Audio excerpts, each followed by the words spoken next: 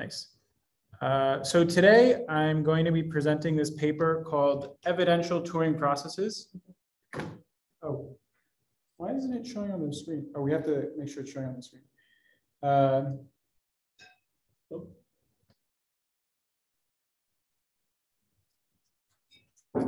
You go ahead. Okay. And actually, funny enough, I am not going to discuss what an evidential Turing process is probably, because that's just actually like a method or an implementation of their theory. And I think we'll learn more from going over the basics of the theory as opposed to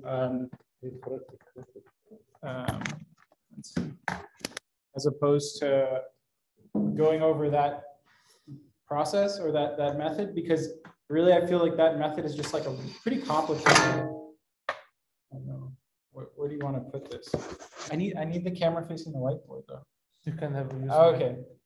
So should we do it like here? But before that, what I wanted to start with my professor that I used to do research with, when she was reading a new paper, she would read the introduction and then the results and then decide whether she wanted to read the rest, which I think is interesting because a lot of us, when we read papers, we tend to. You need your notes on there, or should I use my laptop? We can use your laptop. Okay. Which I think is interesting because a lot of us, when we read papers, I think we really focus on understanding the method, and the theory behind the method. And I think that's really good. But the reason why at least my professor would do that is because I used to do research in robotics, and it doesn't matter how like clever the theory. Oh no, you're kidding me. Sorry, there's an HDMI cable that was hidden, and I had to go all the way upstairs. There,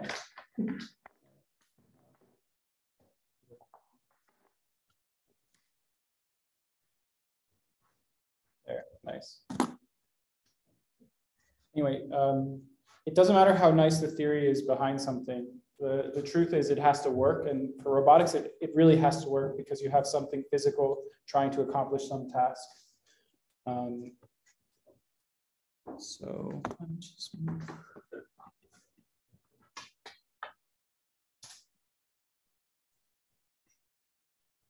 So today, what I wanted to do is actually start off by having a discussion about applications of this work, going over the results, and then going over the theory. Hopefully.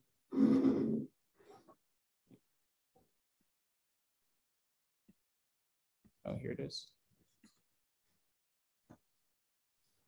What are you seeing on the screen? Are you seeing my Zoom? No, you. No, you're not seeing the On Zoom, we can see the paper. Oh, yeah, yes. Okay, you are seeing the paper. Okay, good. Yeah. So this paper is actually about a new method of uncertainty estimation. And nice. Thank you.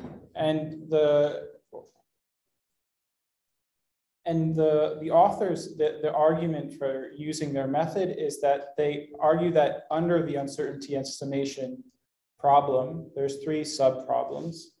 And let me just unblur myself.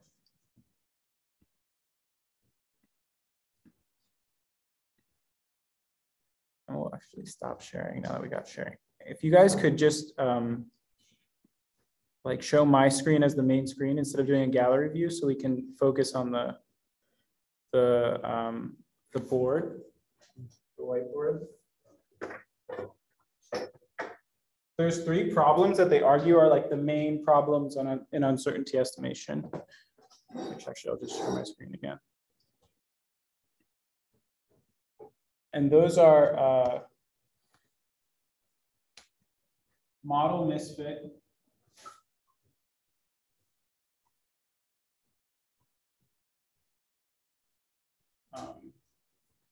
class overlap, and domain mismatch.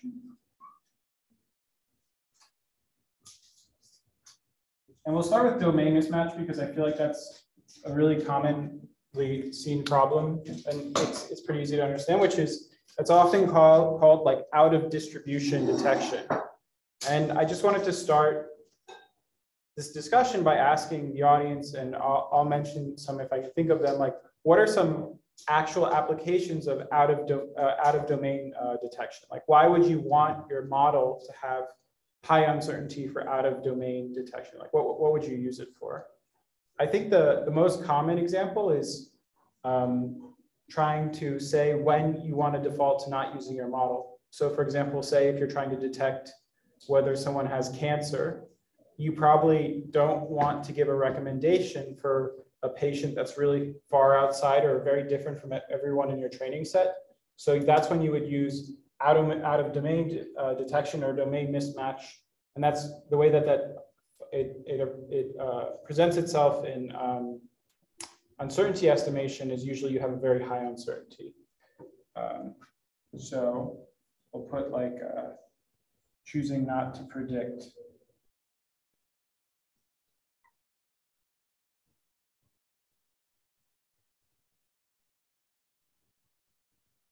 Is there can anyone think of any other applications of this, of using out of domain detection, maybe in industry or mainly in industry? In optimization or Bayesian optimization, it's like an exploration versus exploitation trade-off. And if you know about domain mismatch, then you know where you can explore. Okay, so another one where it might be like you have the possibility of collecting more data, and this can allow you to do targeted data collection.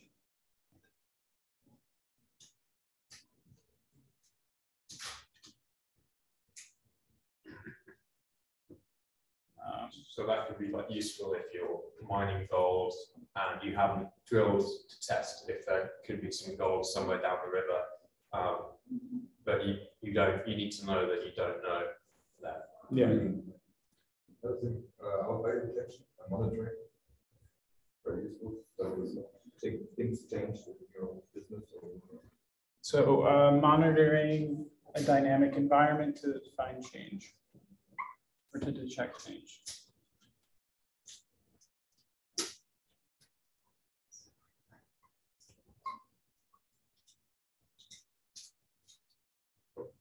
Okay, cool. Let's talk about a little bit about class overlap. So class overlap is also known as data uncertainty, and that's when the data, like say you're looking at a new data point, it's actually fairly within your training set, like it's not a new domain, it's probably the same, but within your data set, you have a lot of, or the simplest way I like to think of it, or the way I like to think of it is that you have a lot of labels suggesting that your one data point could have a lot of different outcomes or classifications. Like maybe you see a lemur. No, what's a good example? What's something that looks like a dog and a cat? What? A liger. Yeah, sure, a liger. But anyway, you see a new thing and or a hyena. Yeah, I was thinking hyena, but they have curved ears, so. Yeah, the case that they look like dogs. So when would it be important to have a good estimate of class overlap? On the decision boundary, where you could make a choice either way. If it's like a leopard or a lion. Yeah, it's a jaguar. Subjective tasks, right? Whether it's like an MLB or something else. Toxic, not toxic. And you're classifying delays, and your beams are so narrow, you're on the edge, right? So this will go either way. So we've kind of talked a lot about decision boundary. And so say you determine, well. Say if you don't know whether it's a leopard or a jaguar, take genetic materials, of course, takes more time and effort, but in that case, it's normal. Okay, so again, you could use it to do targeted data collection or targeted data selection. In this case, actually, targeted.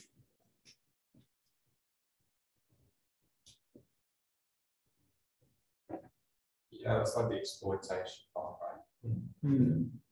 And then I guess I think that it's important. When would you want to have good class overlap estimation? I guess just in general for decision making under uncertainty, which is what we kind of talked about. And last one is model Misfit, which I actually thought was a little bit, my best understanding of what they mean by model misfit is that, well, here, if you look at what I'm sharing, which hopefully you can see what I'm sharing, right? Just to check, you can see the paper. Yes, yes. So here's where they define model misfit, and it's literally the KL divergence between like the true distribution for each point and the one that your model learns. But we don't know the true distribution. And so what they argue is that the way you calculate model misfit is you just calculate like the likelihood of your data set, of your training set with your model. And if it's really low, then you have a really good model misfit. But yeah. Is it a distribution respective to the class you're trying to predict, or is it already summed over the class? So my eyes are Yeah. Maybe I should zoom in a bit. So this one is not for each class. It's overall classes, so you sum over the entire distribution. But okay, I kind of agree with the idea that you would want to have a good, it's basically saying how well does your model fit the data. I guess the first and most obvious one is like maybe you're using the wrong model to fit your data. So this could point to using a different model. What do you mean the wrong model? Like for example, you might be using a Gaussian distribution when you should be using a log normal distribution or something like that. Like some assumption of your model, some inductive bias is wrong and it's causing poor model fit. I'm using a different model.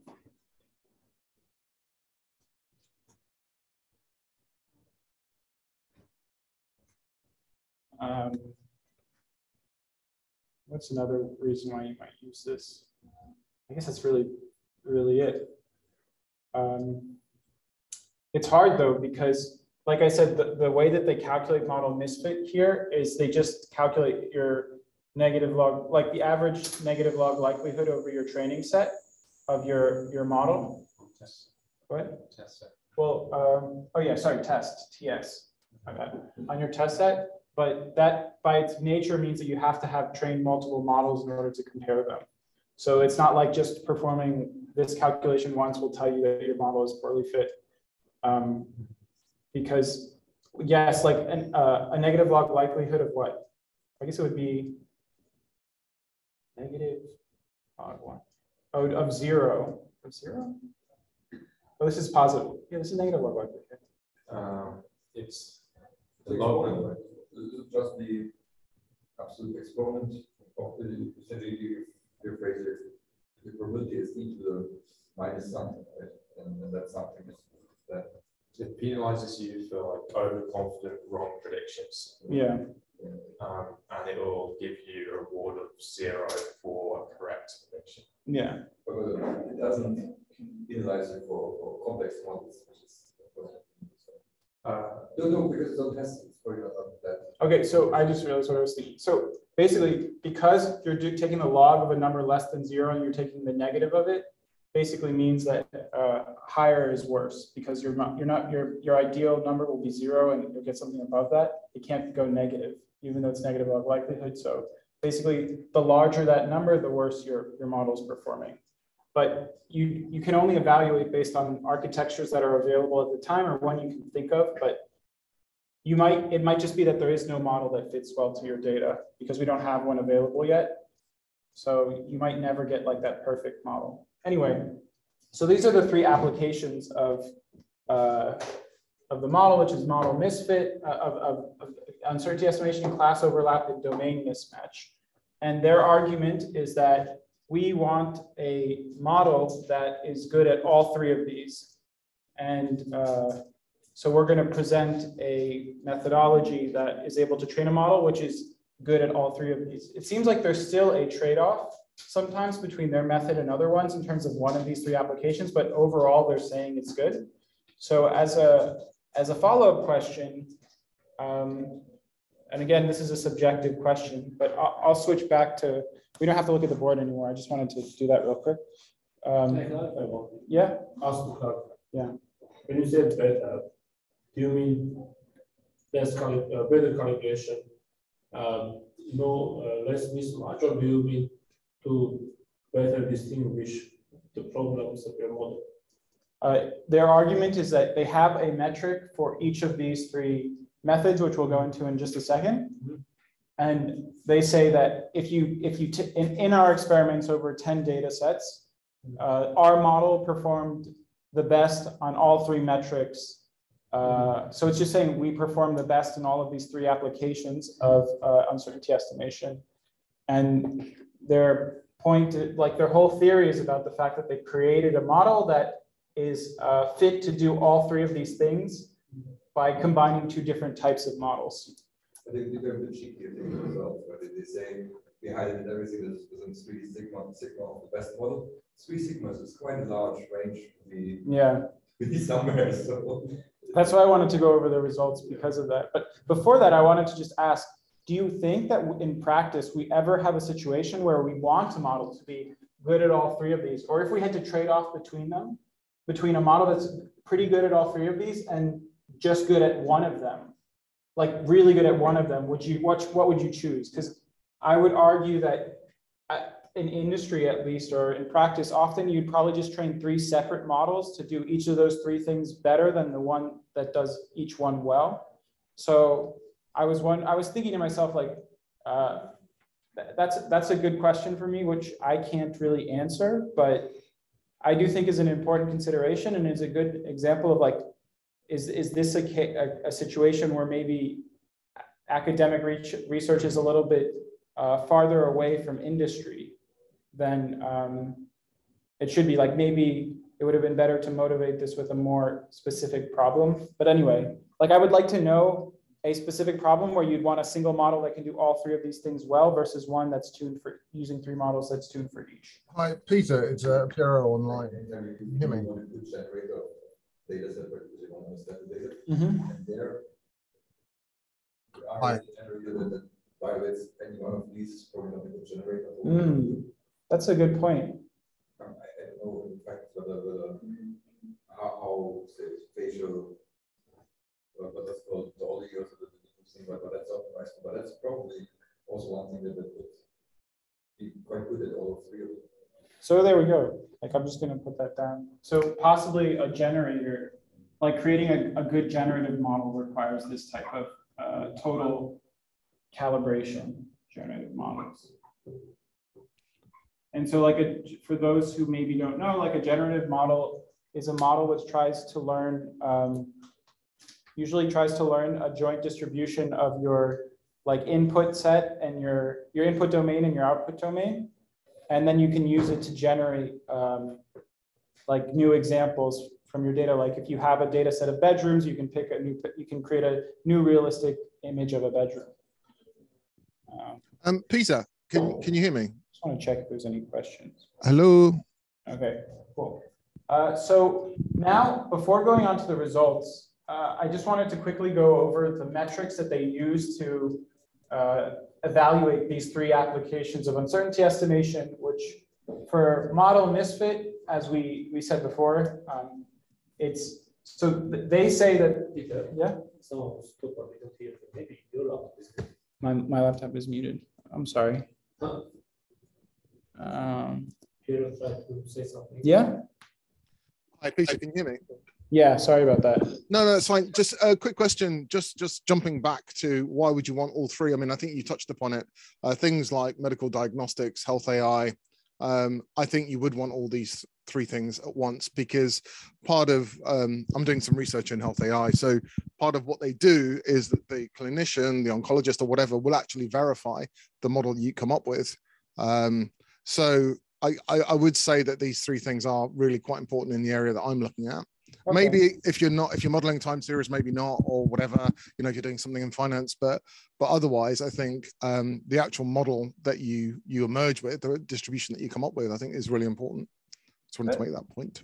That's good to know. And actually, now that I'm thinking back, like the introduction really highlights safety as a reason why you might use this method. So probably in applications where your model has to have some like either some empirical or theoretical safety guarantees, you might want to use this methodology to train your model. Cool, so we'll put safety applications like health. or anything that requires high levels of trust. /trust. Cool. So there's, like we said, there's model Misfit as one of the 3 applications, and the theoretical metric is the KL divergence between the actual distribution and the true your model's distribution for each point in your test set, with the caveat that you're actually multiplying it by P of X, which is the underlying input domain distribution, but that's not recoverable. And so they approximate that integral, I think, by assuming that every point in your test set, for example, is IID, and then they just take the average over your test set of negative log likelihood. So basically, that's the metric for model Misfit. For class overlap, they use expected calibration error, which I'll try to explain a little bit. But basically, what they do is they take each test point, right? Is your test point? Yeah, each test point, and they see they bin the uncertainty estimates or the probabilities of that are coming out of your model. So, like for example, if your model is 15% sure that it's a cat, then it will be within the bin of like 10 to 20%. And they want the accuracy of the data points within each bin to be equivalent to the overall, to the number of points in that bin. Is that it? Yeah. Divided by the test set. Yeah. Those bins are not the classes. Yeah. Those are the bins you create. Yeah. They're classes of uncertainty, like between 10 and 20% certainty. It's classification class. Yeah. Those are classes you are actually created to approximate it is integral, I think, to approximate it. Yeah. How sensitive is this to the definition of your bins? Oh, that's a good question. I've never checked that, but I'm sure it's pretty sensitive. You have only 2. Because you just think of the average histogram, right? So just a change in anything. Yeah. Something that look quite. Yeah. So actually, we should read out. Maybe you should talk about it also here. Our very first paper. We did a few experiments. So even how you create those bins matters, because you may even have a huge class response. Yeah. Right. So because even if you have many bins, some of them might be empty, some of them might be 10. So we have to weight the bins inside it, but also weight them in the right average. Yeah. So especially with like multi-class labels, right? So you have like a sort of yearly experience in which you probably could sort your bins. Untrivial. Yeah, I actually am not a big fan of expected calibration error as a metric of calibration, because it's basic. In some ways, I feel like it's treating all data points as if they're the same in order to come up with this. It's like saying if you average over the data set, you can make this type of comparison. Like you're taking different inputs and binning them according to I'm not a big fan of expected calibration error, but I think it's used a lot in embedding. Yeah. Oh, yeah. Because that would be you get done against your calibration, right? So you can have a great model that's really good at sorting, but it's not calibrated. Okay, so it's actually used in practice and it's useful, because because we've read papers even in here that they've been like, I think we need to define a new calibration metric besides expected calibration. Possibly, so expected mismatch. I mean, you would in practice you calibrate using your validation set, right? So yeah, you can still afterwards check whether there's a mismatch, but probably if there's too much, it just in the production. Okay, that's good. That's good to know. Calibration is really difficult because there's some theoreticians in mathematics that have their own calibration, but that's impossible to test in reality. And also, they completely reject ECE as something that measures calibration as well. And so there's kind of like this wall between theory and application that kind of can't be broken with calibration. from my experience. And that just means that in application papers and in machine learning papers, there's a lot of different ways to measure calibration.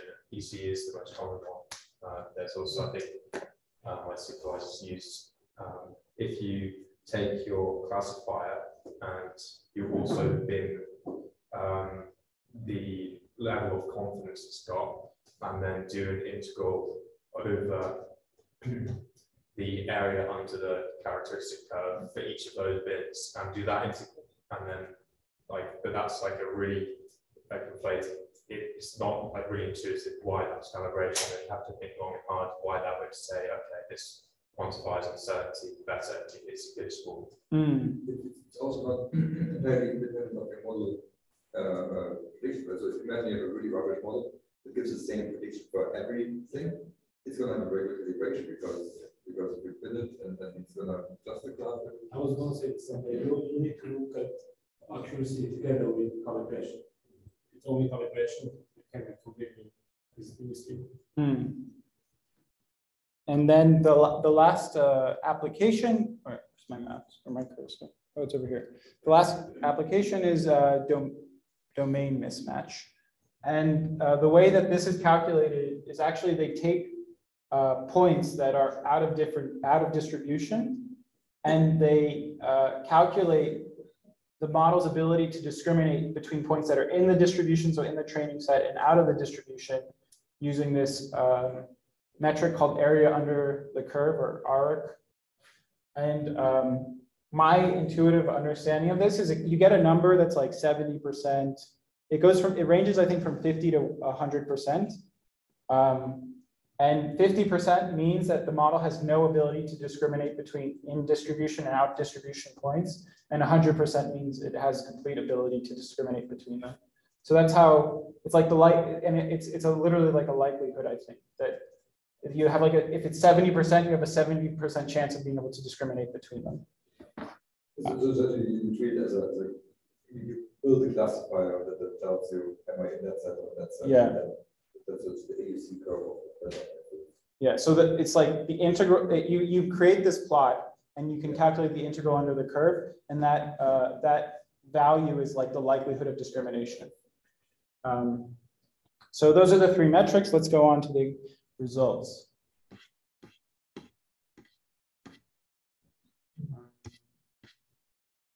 So the first results are here, and they tested on 5 different data sets, which is IMDb, which I think is like classifying the rating of a movie.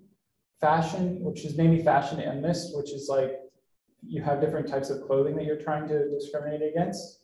SVHN, I don't know what it is. CFAR 10 is 10 different image classes like truck, cat.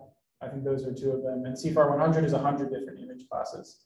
And first they report the predictive accuracy with respect to test error. And you can see that their model is the evidential Turing process. And it does best in all cases, but also, in my opinion, not that much better than the other ones. In some cases, like exactly the same. No, I don't think it was best. It was best within 3 sigma of the best. Well, this is mean plus standard deviation.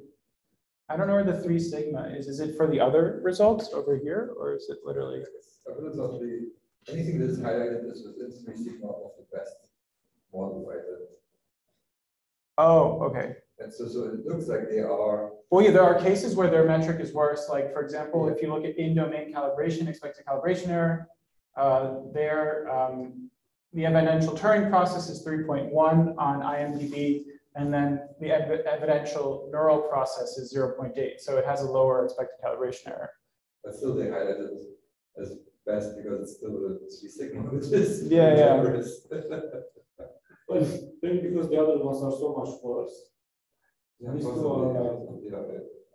Yeah, but so I do feel like that's a good point to make, because their whole contribution is like they have this ablation study where if you change one thing about their model, then you get one of these 3 models. So, or maybe 2 things in some cases. And so if that's true, that shows that, for example, on IMDb, there's a trade-off between using their model and a model that doesn't have their proposed method, where you'll get a better result in terms of in-domain calibration or classification. But the other thing I wanted to ask here is, like, in general, the results are really close to each other most of the time. So my question to you is, do you, like this, if you've read through the theory of this paper, it's very hard to read, mainly in my opinion, because of the notation. And then you see the results, and the results are like, actually, there's a minimal decrease in, increase in performance. I guess I say that if there's a minimal increase in performance, and there's a lot of ways that this methodology can grow, then great. But I don't know if I feel like this methodology can grow, because all of the math of it relies on using like Dirichlet or multinomials and some normals. Can we go back to the metrics? Because I can't really figure out. Maybe because, so it's slightly better on most cases. Yeah. But is there any other model that's nearly as good for all metrics? Because if one of them is better for one metric, the argument is that we have a model that's actually almost the best on all three metrics. Right. The quite cool, I think that was before.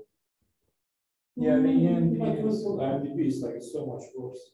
Yeah, that's true. It's like if you maybe there is no case when their model is significantly worse in any way, but they all three of them are always they have a drawback. Kind of they combine everything, right? Yeah. Keep the best. I think what's clear from the results is that over all the data sets, the average performance on this on all three, like in all three cases, is always best. So, yeah.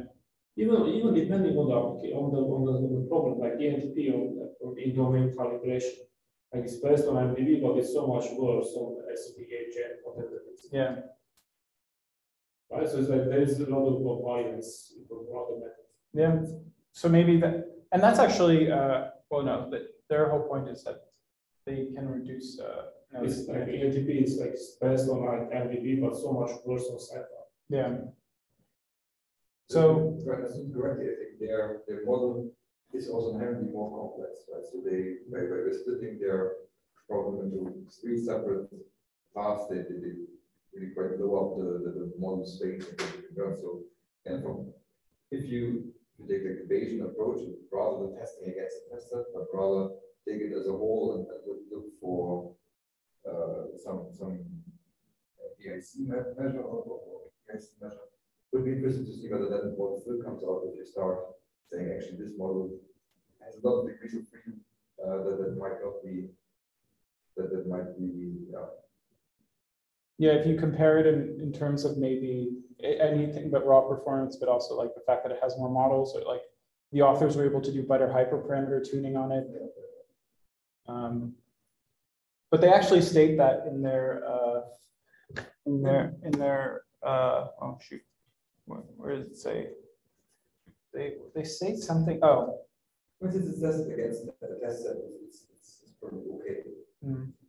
They state over here, like, our work delivers evidence for the claim that epistemic awareness of Bayesian models. I don't know. They state somewhere about how, oh, it's limitations and ethical concerns. We said, while we observed ETP to outperform Bayesian neural network variants in our experiments, whether Bayesian neural networks could bridge the gap further after further improvements in the approximate inference remains an open question. So actually, they do state it, so that's good.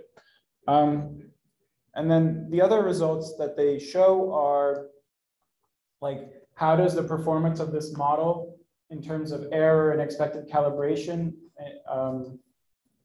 error, so like, I guess accuracy error and then expected calibration error change as you give points that are outside of the distribution. So severity is like a measure of how outside the distribution a point is that they're feeding in. And then the y-axis of these 6 plots is the errors. And you can see that in almost every case, except for fashion and MNIST, in terms of, and it's only in terms of accuracy that their model performs best usually. Like it starts with the lowest error and it continues to have the lowest error as you go outside the domain. I found it really interesting that I don't remember what EDL stands for, that the expected calibration remains the same.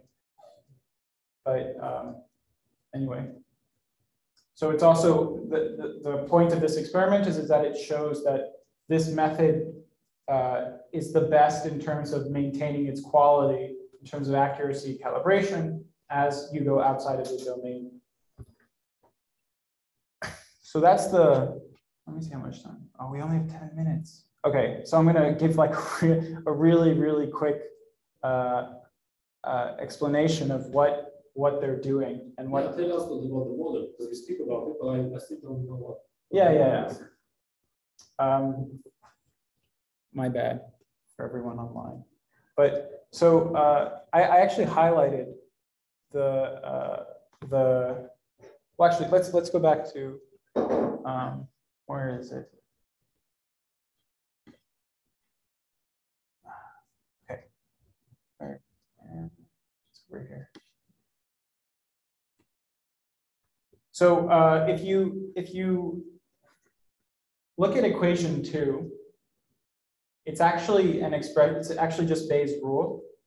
And what pi is pi is your prior over the class distribution, and x is your what is it called? Your posterior? Well, I don't No, think so X is just input. No. I mean this distribution. Like usually, I know it's called your observation model, but I don't know what it's like. The likelihood, I think. Yeah, it's defined as one as a likelihood. Yeah. Something like that. Yeah. There your class conditions or something. Yeah. Yeah, and then the bottom is a normalized constant, so that kind of does look like posterior. Yeah. But it's not the usual way in which Bayes would do the classifying, because you don't mention X at all. Usually you're just dealing with F of X, and so usually that first part is missed out entirely. But yeah, it's interesting to see that. But so the crux of the method that they're proposing here has to do with pi and how pi is expressed. And there's two different ways that they express pi. One is through a parametric Bayesian model, and that's when your prior, which is this expression here, which is pi, is actually a global distribution. So you learn theta is a set of is a set of parameters that in this case expresses a categorical distribution, and it's shared across all the points in your data set.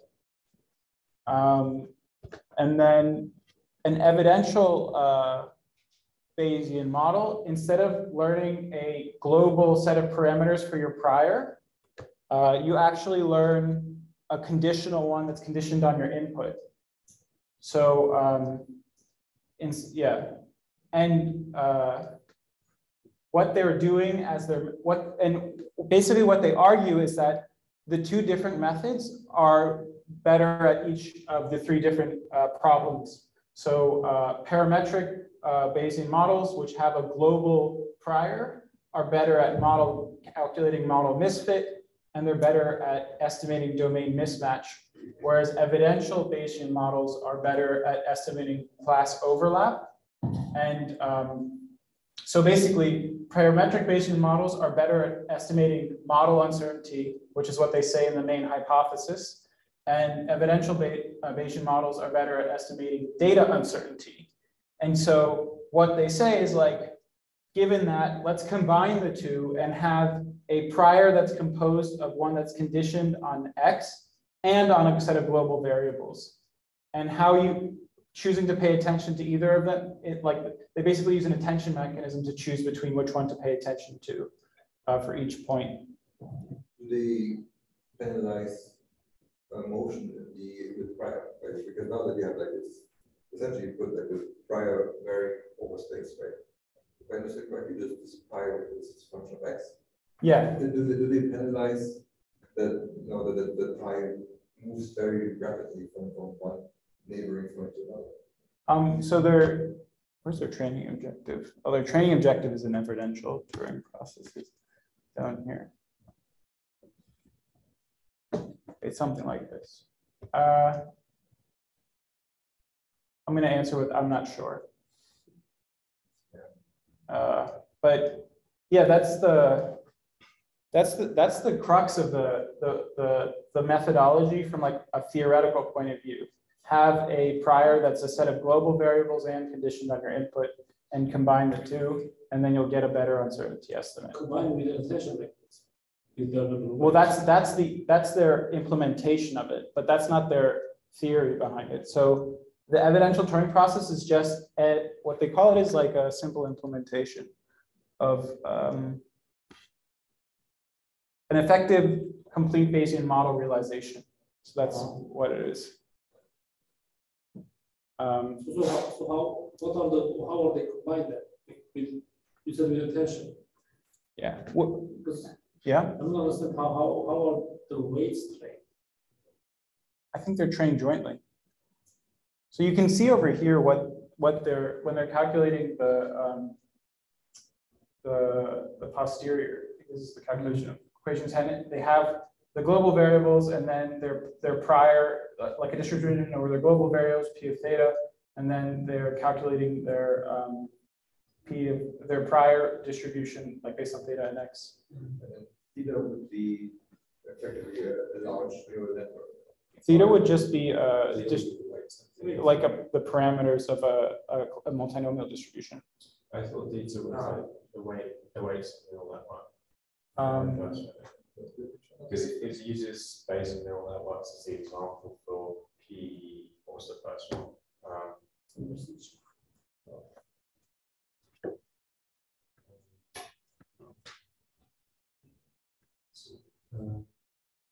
So I have to no worries, Alexander. Parametric basic models.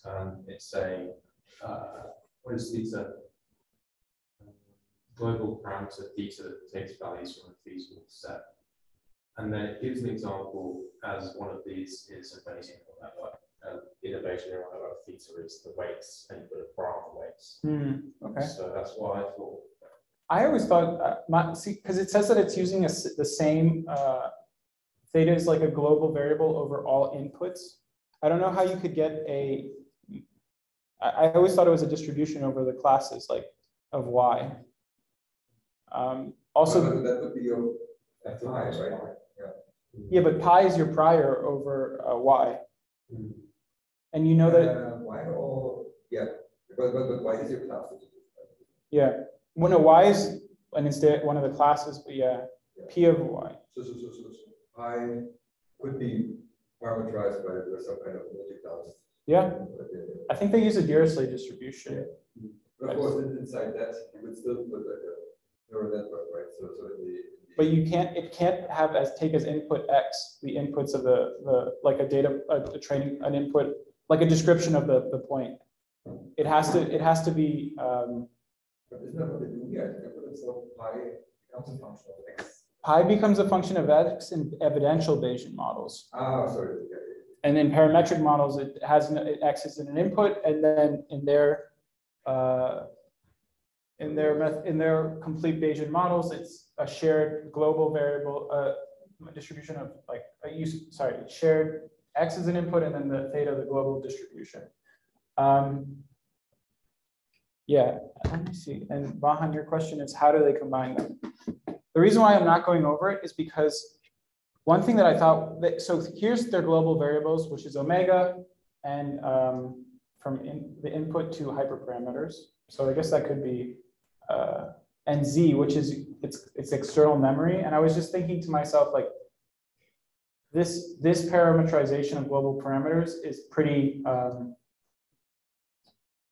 like very specific. Like why not just use Dirichlet distribution or multinomial distribution? Like this is one that worked in evidential or in neural processes, and that's why they're using it, but it's pretty complicated. I would have preferred they use a simpler one that is easier to understand, where I don't have to read the neural processes paper. But then I guess it wouldn't have been as much of a contribution because they're combining different methodologies. I don't think they should be talking about it in theoretical sense at all, because they haven't provided any theoretical results. They should have gone straight towards an application like this, especially as the results are like given that model like that. I think that I don't understand at all where the maths comes from that like abstracts this into like the theoretical stuff above. I was really lost when they started with the external memory stuff. Yeah, that was the part that confused me. I'm like, external memory, what is this? What is Is this? it was it paper? I've never heard of external memory. It's like I said, it's I think a component of a neural process or something like that.